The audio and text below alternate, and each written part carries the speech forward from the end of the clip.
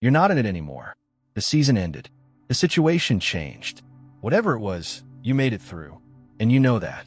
But something didn't move when it moved. Because you still see yourself through it. Still introduce yourself to your own reflection with that season as the primary fact.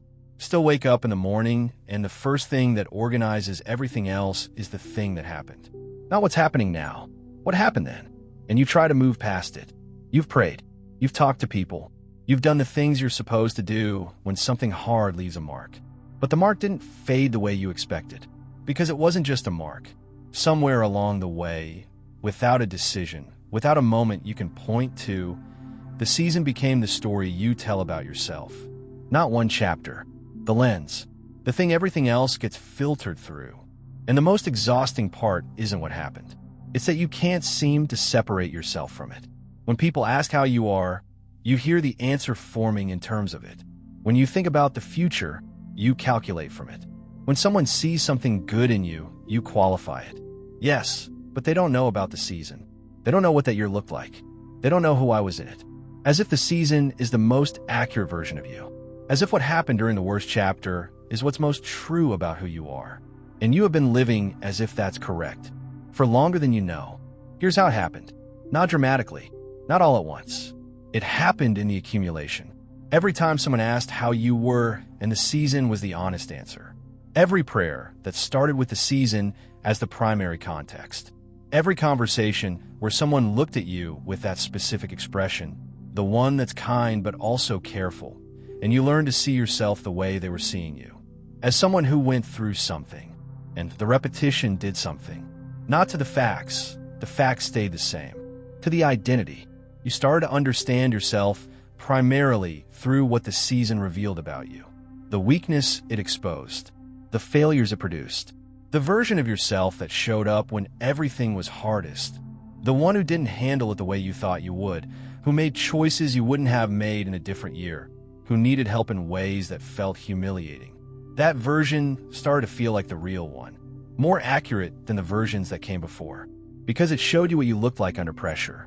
And you decided that's what you actually are. Not who you were in the ordinary seasons. Not who you are right now on the other side. The person you were at your lowest. That's the one you kept.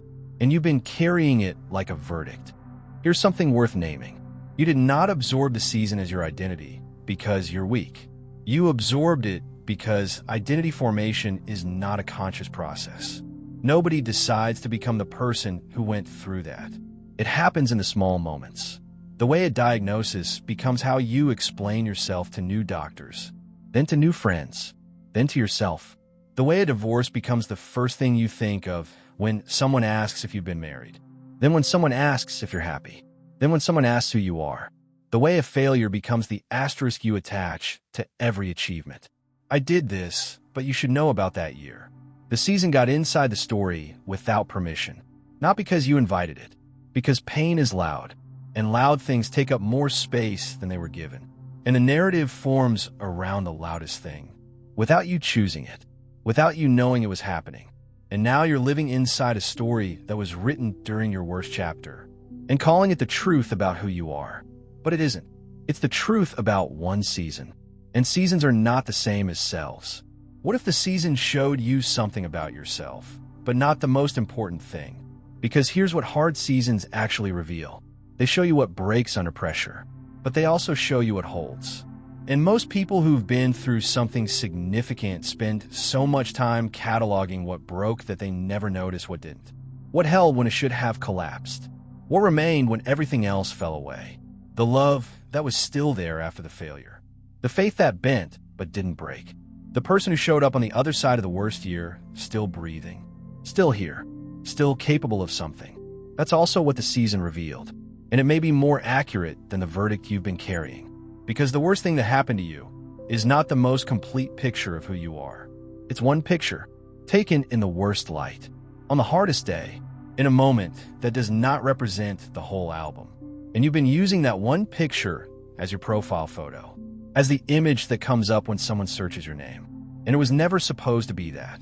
It was one moment, in one season, of a life that is larger than what happened in it.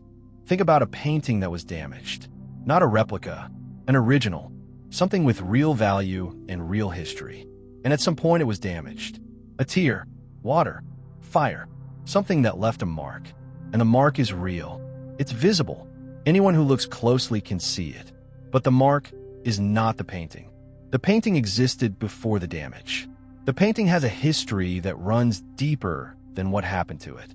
And a restorer who works on a damaged painting doesn't look at the mark and say, "This is what this painting is." They look at what's underneath the damage, at the original brushwork, at the composition, at what the artist put there before anything happened to it. And they restore toward that, not toward a version that pretends the damage never occurred, but toward the fullness that the damage interrupted.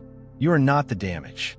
You are the painting underneath it, the original, the one that existed before the season, the one the artist put there, the composition, the depth, the intention that the season interrupted but did not destroy. And the restoration that's available to you doesn't ask you to pretend the mark isn't there.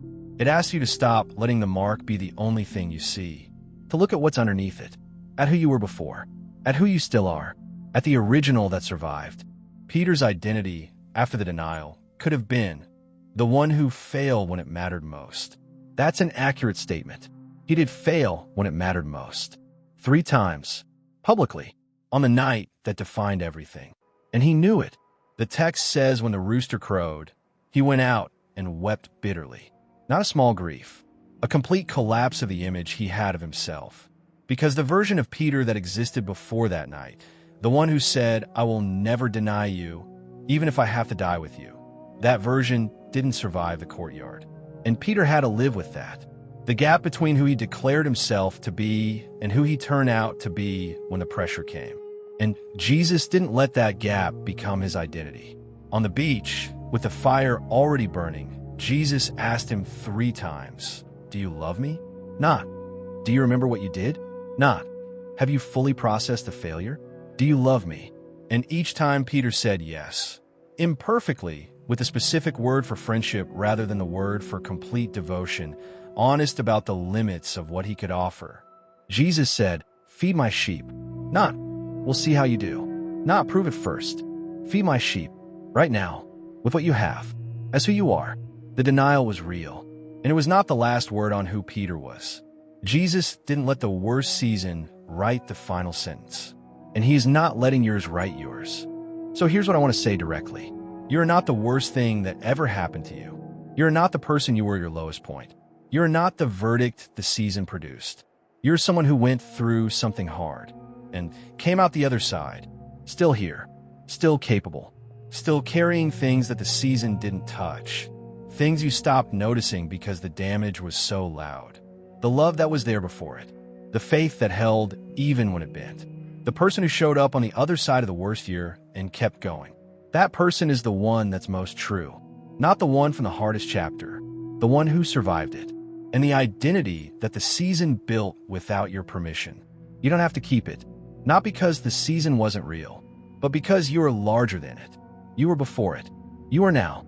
And the story that gets written from here doesn't have to start from the worst thing that happened. It can start from right now, from who you are on the other side, from the person who made it through and is still standing. That's not a small thing. That's the whole thing. Before you go, type these words in the comments. I'm more than what I've been through. Not as a declaration that the season didn't matter, as a decision about where you're going to build from now. Because the worst thing that happened to you is not the most true thing about you. It never was. And you're allowed to know that. You are allowed to live like it's true, starting now.